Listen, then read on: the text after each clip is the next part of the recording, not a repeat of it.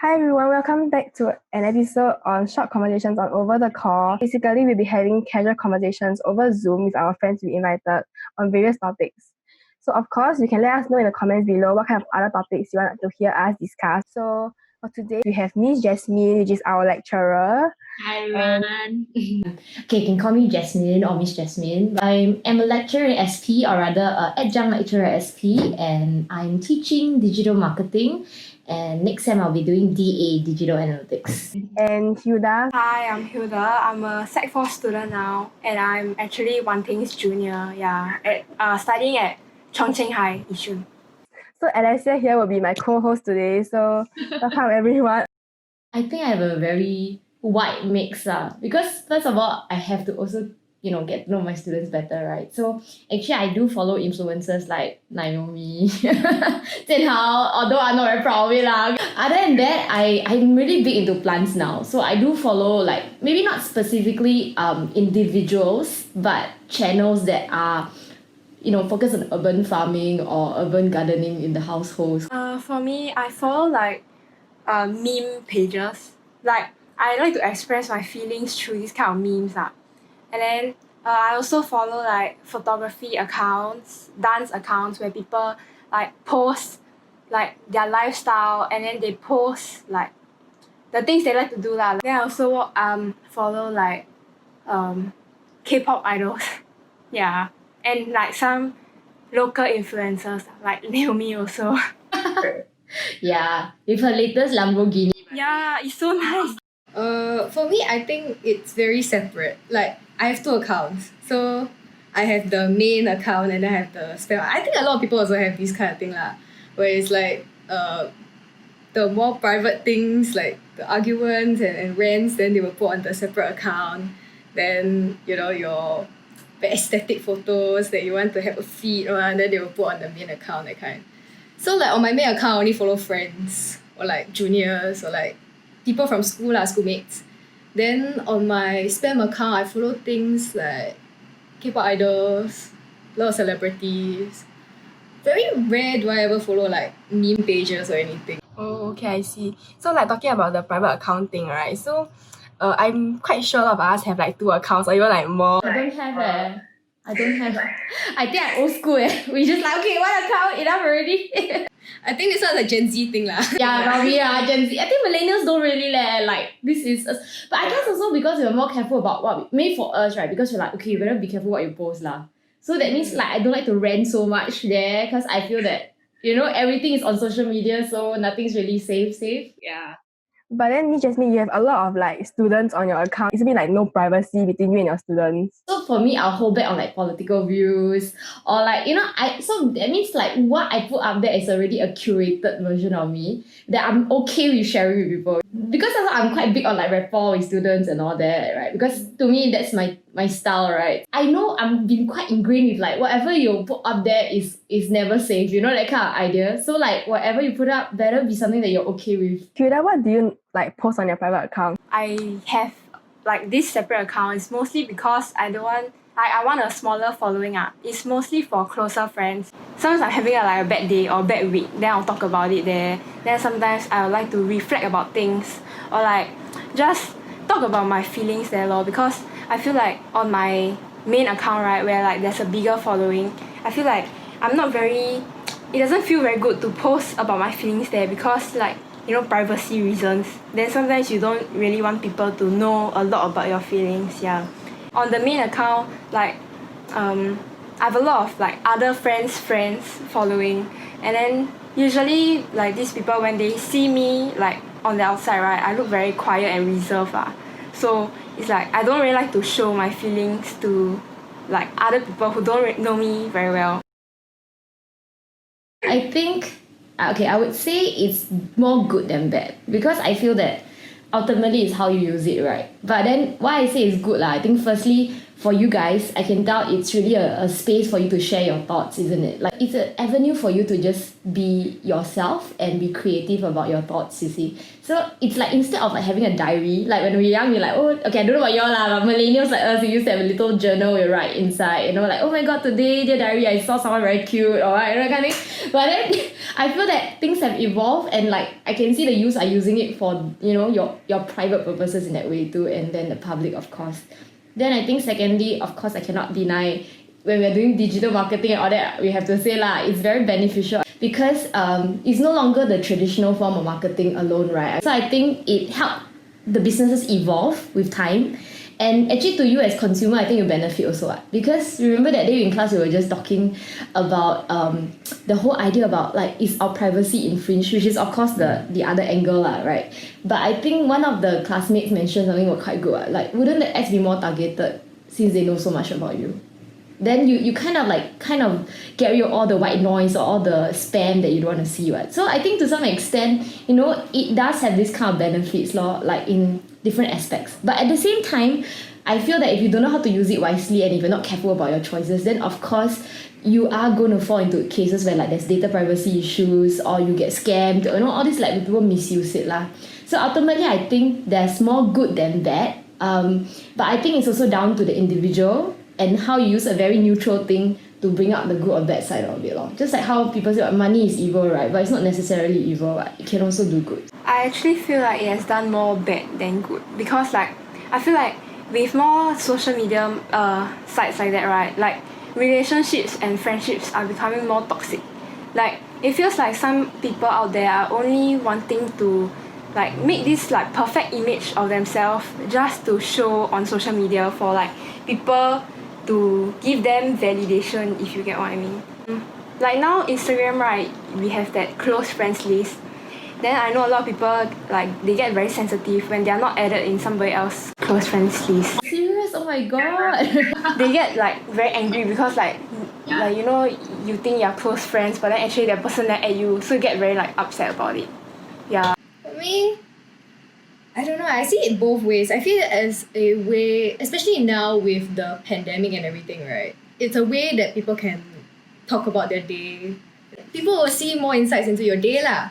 But at the same time, you know, because I'm on Twitter and stuff from time to time, and like you see a lot of toxic people because a tweet is just something you just send out, right? It doesn't have to be like normal, common people, like, you know, like I would say us, that kind of thing, with not many followers or anything. Like even people who are celebrities with millions of followers, you know, they say one thing and it could cause like this whole controversy, and people's attentions are like split, and then it causes like really big arguments in fandoms and whatnot, and it creates so much negativity and toxicity that, you know, sometimes people just like they don't know what to do with themselves. I mean, there are good things and bad things about social media. I guess for a more aesthetic sense, that's a good thing where you get to show parts of your life, like celebrities get to show parts of their lives and you get to experience it with them.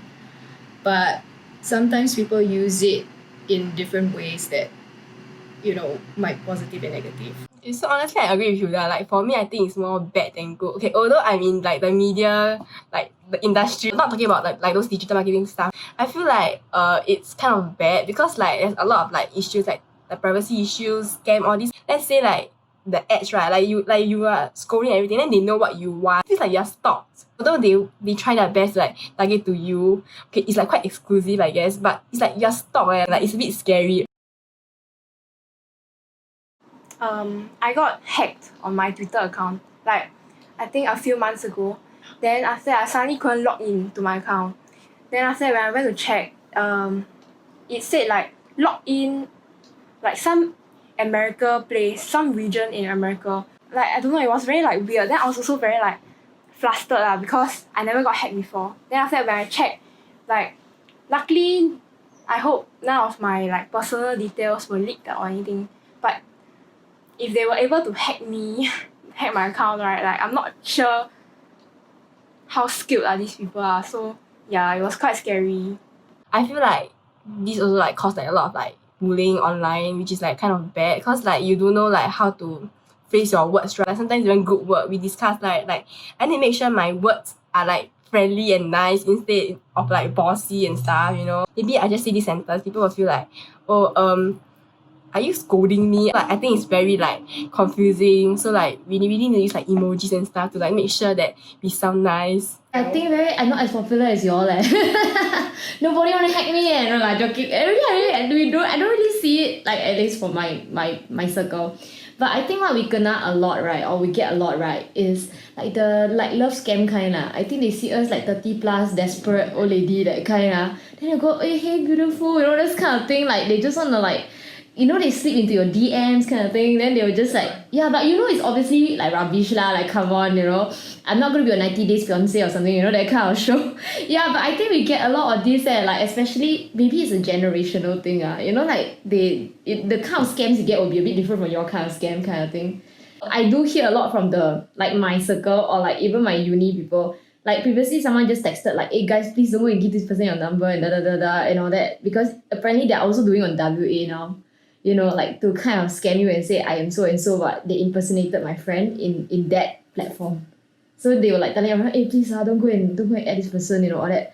But I was thinking, who will I think we are all like more savvy, so we will. I don't know. I feel that we're more careful about such things lah. Like okay lah, it's just irritating, but you know, you just kind of ignore it or you block it or you know, yeah. I don't have much good experiences. Mainly it's a lot of also like Miss Jasmine says, slide into the DMs lah. But it's not guys, I guess. It's like brands. Yeah. And like these like sometimes they're a bit more scamish, I guess. They say, hey, you know, be a brand ambassador, and after that I will send you things. And then they're like, okay, because like everybody wants free stuff, right?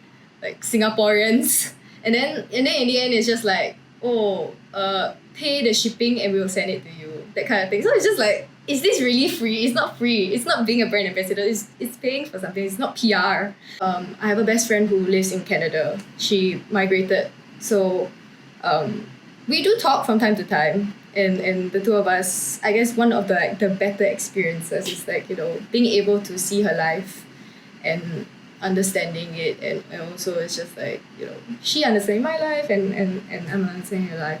And every day we send each other like posts that we see that is funny or each other will probably like, and then we will send it to each other. So I think those are like the small attributes that I like about social media. I think it's a good way for us to keep in contact, as what Alex said. Like how Hilda, like how much do you know about influencer marketing? I think it's like kind of if you have a product, then you'll go and find those influencers, like those famous people, then you ask them to like help you endorse your product or something. Then like so your product will have like a higher rate of people buying it or something. That's what I think. I think somehow like that, but we have Miss Jasmine to explain Stress. I can just explain to like all of us like what's the correct term of influencer marketing, like what is it really about? I think a couple of things to kind of think about. So obviously they are your brand advocates, right? It's not just the famous people. I think now there's a lot of insurgents and focus on like nano influencers, or like I like to joke with my friends, pico influencers, because you know pico is even smaller than nano, right? So actually there's a lot of focus on that because essentially these are the people who will be your advocates for your brand, right? And it's not just about sending them the products to feature for product reviews. I think it can also be a partnership that's more long-term. So basically like they're the mascot or like the ambassador in the long run. If you ask me my thoughts on it, right, whether it involves a lot of skills or, you know, like you said, I think yes and no because I think that to some extent, some influencers get away with it by just looking good lah.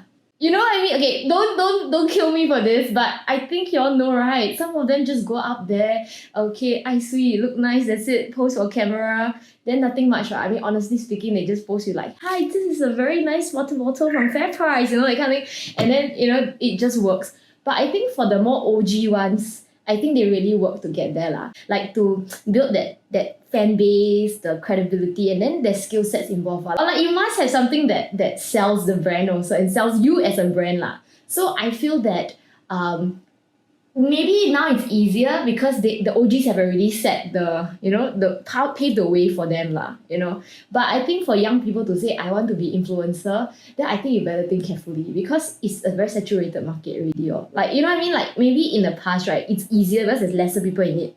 You have less competitors. But then now, right, I think any of you can be an influencer. In fact, like we just said, there's no big focus on being the mega influencer anymore. Like if there's this nano thing that they're looking at, then is it enough to make a career out of it? You know what I'm trying to say? Because brands start to see the true value in the nano influencers for net engagement. The engagement rate is much higher with a nano than a mega influencer. Because you trust him more, you trust the person more.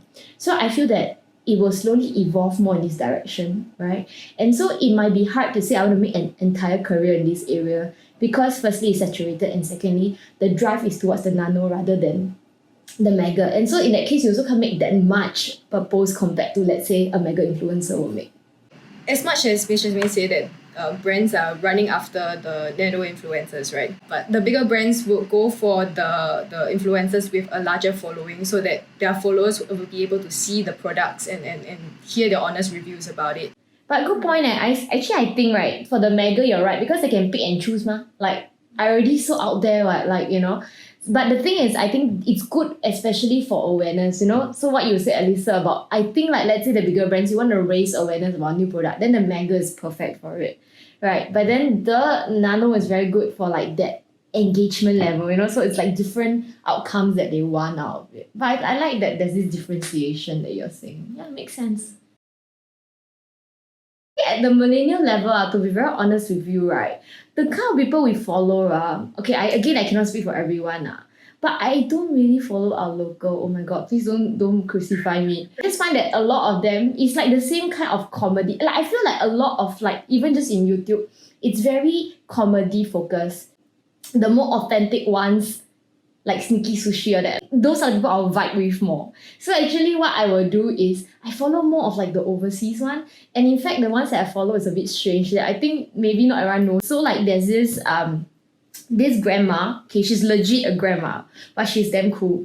Cause apparently she was an ex like consultant, like fashion buyer and all that for very big brands. Like Ferragamo or those like really, really out there ones. And then now she does her own YouTube channel to like advise people on fashion, but also like life and everything. Like it's, like a wise sage kind of vibe. And then she's cool because she will show her life and she stays like half a year in Italy and then half a year in Korea. So I like this kind because I feel like they have a worldview that is different. And I feel like what she shares adds values to my life rather than just, haha, it's so funny. I like witty humor and not the slapstick like in your face. And I think it's like lame or, where I'm coming from. Maybe for me, I'm just seeking value in life to like kind of like wisen up, that sort of thing. Or like just, maybe I'm having a midlife crisis or what, I think like you just want that feels a lot of vibes. I think I have a balance of both. Like, some of the local YouTubers, right, like their content is a bit cringy sometimes. Then it's like I feel like sometimes they're trying a bit too hard to be funny, like no offense, but but then I feel like, but I follow those like people who are real with their thoughts. Like I don't know if you got watch, but I follow some TSL people. Like I like the way they present themselves to the public. Yeah, and then for overseas, maybe some of those like fashion models. Yeah, I'll follow those. Like Miss Jasmine, I don't follow a lot of local influencers. Most I would know about is probably like DSL, which is something that my younger sister actually really likes. I follow a lot of lifestyle influencers. That's like the mega celebrities. I like to view a lot of things like, DIY videos that are probably like relatable to my life or something. Even though I probably will never do the DIY.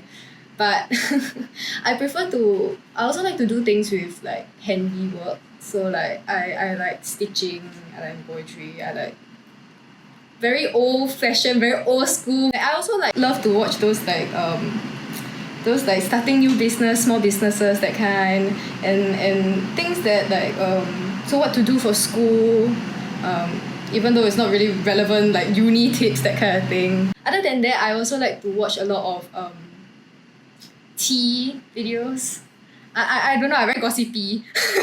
Not Singaporean tea lah, like because Singaporean tea honestly not so interesting. Yeah, the Amor tea, you know, like the social media tea, like the YouTubers, the big names, and these kind of things like interest me, along with what we're doing for another video in this same series of crime stories. So I also love that. I guess with social media and all these things, you can see the progress of it, and you see sometimes people are not that careful even though they have a big following. You really start to see their true colours coming out lah. And things that they're not careful with hiding, it comes to light because they post it on social media, say things that they will regret ultimately in life. Just one tweet could send you to jail. Who knows? And it's also bad because I feel like in Twitter, right, even after you delete a tweet, right, it will still show up. Like, it will just say like, oh, tweet is not loading right now. But then you can still see what the person tweeted. So sometimes like this person, they try to like clear like what they said, right, because they don't want other people to see it. But then it still pops up. So it's like they can never clear their name.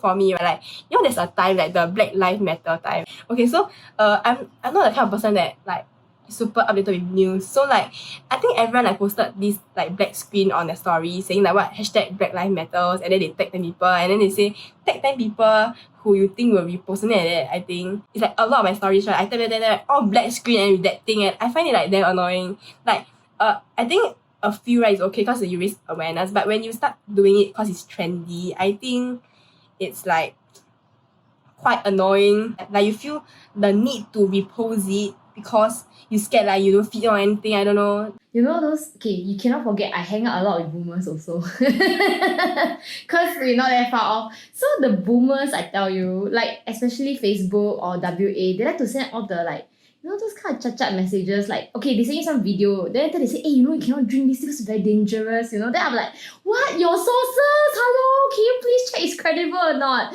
So like, it's either on FB or WA, you know, you get this kind of like tags and all that, you know, like the family chat, or you get those kind of like, oh, you must text to know how many friends, or, you know, repost this, if not you will die in 10 days, you know. They still do it sometimes, like on social media. I'm like, oh my gosh, guys, seriously, what era already, you know. But I still get a lot of crappy videos that don't make sense, or they tell me the source but it's not even a real thing, you know, that kind of like I have to like debunk it, especially for my boomer parents, like, come on guys. But there are people who still believe lor. I don't know about how other people feel lah.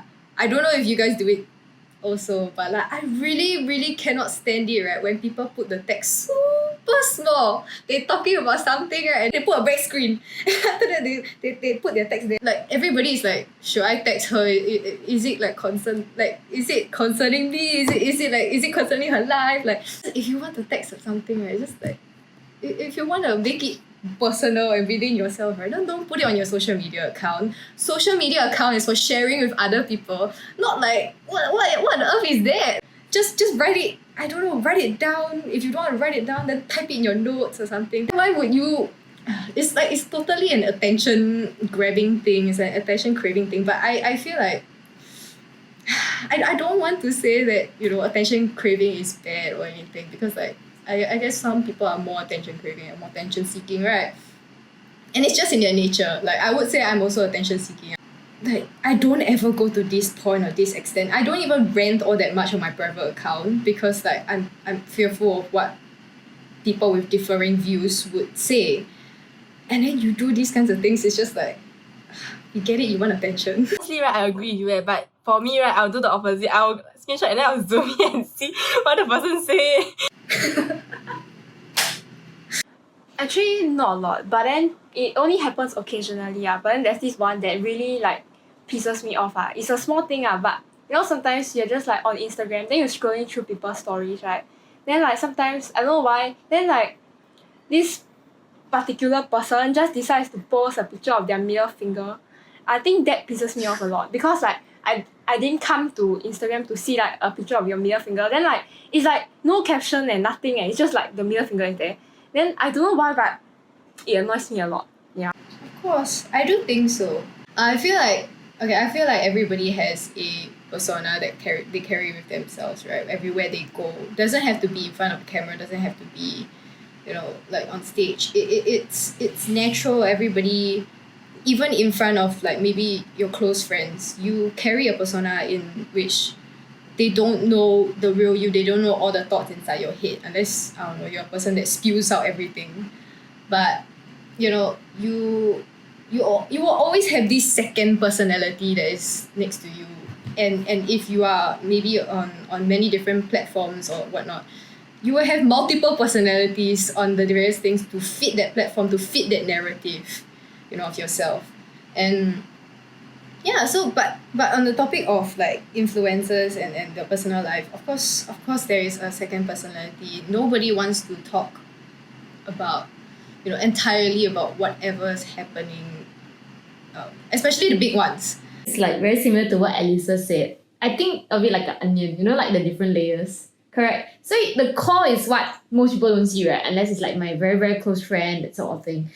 But I think that's okay as long as you're still an onion. I think it's not okay if you're onion here and then your apple somewhere else, That's when I think the vibe is weird. And then I'll be like, who are you really, Because we are not actors on television or somewhere. So I think I agree that yes, they will definitely hold back certain things, and I think naturally so. Like I mentioned, even what I said, what I put out there has to be curated. I can't be like, this is me, everything else just come out of my mouth, It's not going to make sense. But I think as long we know who we are and it still aligns to your main core, I think that's fine. What I don't like is you really be somebody else that you're not. It's just for fame and just for like, getting the views, then I think that's very questionable. So that kind, I think, is like you're being so fake. I'm like, oh my God, I just can't deal with it. But I understand and I agree and I respect the fact that we shouldn't be, judging someone for not showing everything because they have their right to privacy. So it's okay to be an onion, just don't be another fruit. Then I'll be questioning, why are you showing a totally different persona than you are, I feel like it's quite inevitable for people to have like two personalities. Like if you're on camera and if you're off camera, right, I'm sure a lot of people will have like a different personality of themselves. Like on camera, usually like you want yourself to look better. You don't want to say like controversial things that may spark off like spark off hate for yourself. Yeah. And then I feel like mostly like local YouTubers, right? They are they show a lot of their lives on social media. So I'm not sure if like they really have two personalities or what. But I know like TikTok, right? TikTok is very like trendy right now. Then I know a lot of people, because like they want to like, I don't know, gain fame or something, right? So they go on TikTok, then they do all these like weird trends that they would never thought that they would have ever done. Like doing like dangerous stuff that they see on TikTok. Like, I don't know, jumping off building or something.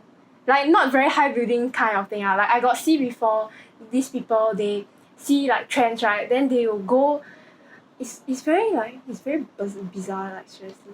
They go like to the top of the building, then they risk their life just to create that content. And then sometimes I feel like it's a bit weird because I don't think, if it's not on camera, I feel like you won't be doing that. Yeah.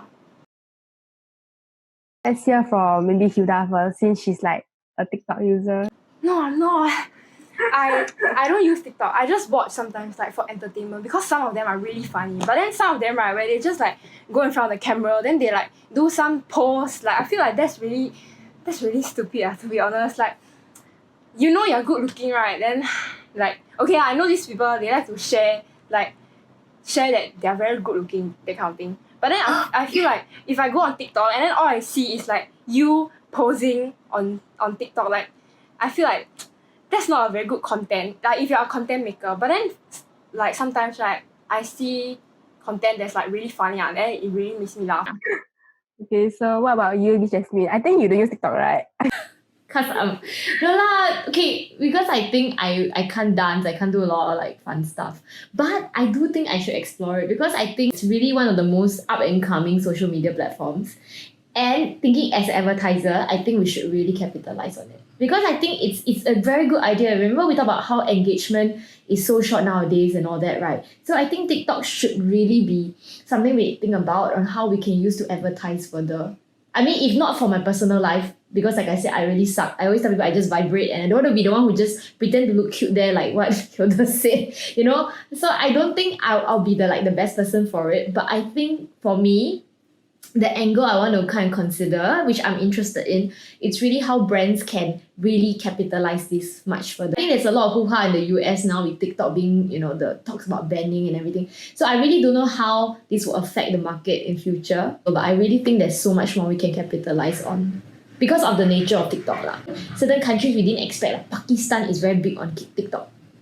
Right, so this also tells us there's like a lot of new markets we can explore with TikTok. For me, right, I don't really use TikTok. I don't even have the app, okay? Like, I only use Douyin. I use Facebook to watch those videos lah. They actually have brands inside. They actually promote the products through that video. If Singapore have such content, right, then I will download TikTok. But I feel that TikTok is like a place, like, some people, like, they can't really dance, but they still dance there. That is super cringe.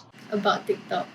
I think TikTok is a very interesting platform. I don't post anything on TikTok. I just look through it and it's an app that people can be gravitated towards for hours. Like you could just sit on TikTok and just scroll through for hours because every single video is 1 minute long. Like maximum 1 minute long. And you just think to yourself, hey, it's 1 minute of your day. Sometimes videos are even shorter. It's 15 seconds or it's 30 seconds. And you just keep scrolling because you're like, hey, it's just 1 minute, it's just 1 minute, it's just 1 minute. And your 1 minute turns into 3 hours.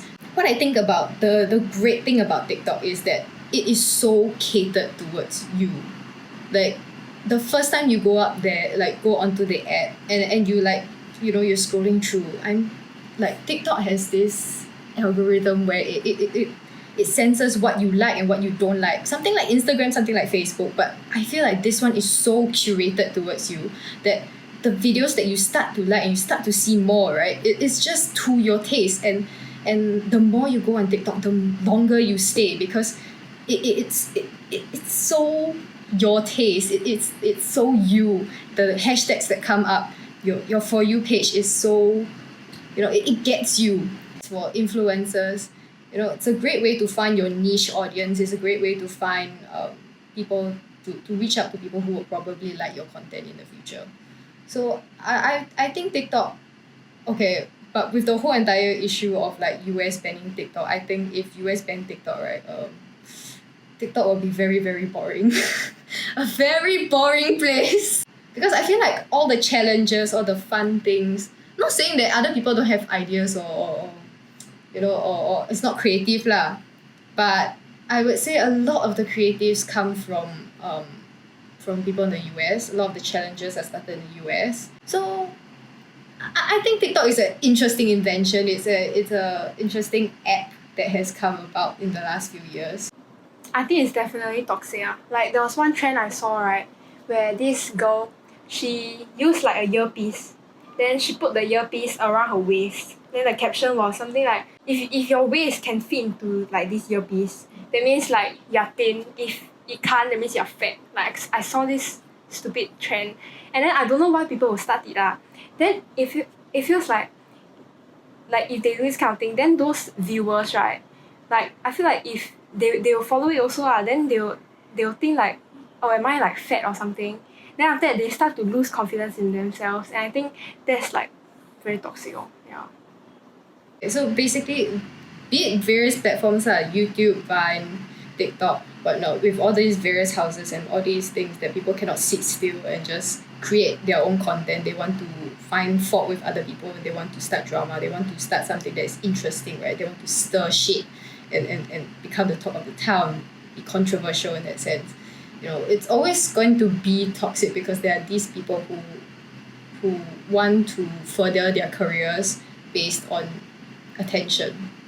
It's cheap attention, honestly. Shit will stir and things will happen, especially with such a big age group, such vibrant personalities that all want to be a star.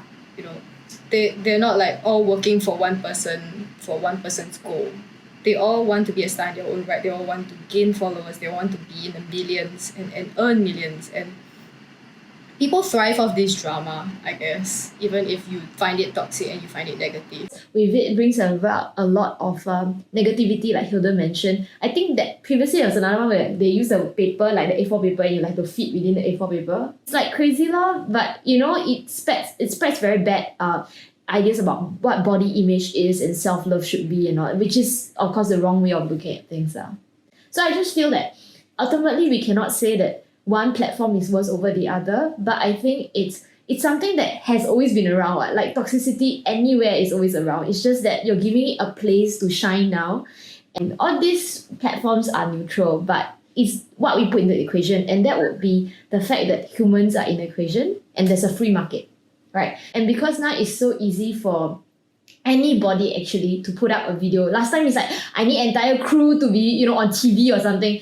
I think you're also going to attract a different kind of crowd, right? So you're going to have people who are like attention seekers. I think we talked a lot today about it and all that. And that kind of personalities will just naturally generate certain toxicity and all that because it's human. I mean, like in any organization, not naming places, but I'm sure wherever we go, there are also going to be conflict. It's just that now it's public and everybody can see. So that's all for today's episode of Short Conversations. Thank you for watching, and do remember to like and subscribe to our channel over the call to get notifications and updates. I'm Wan Ting and she's Alicia, and we will see you soon.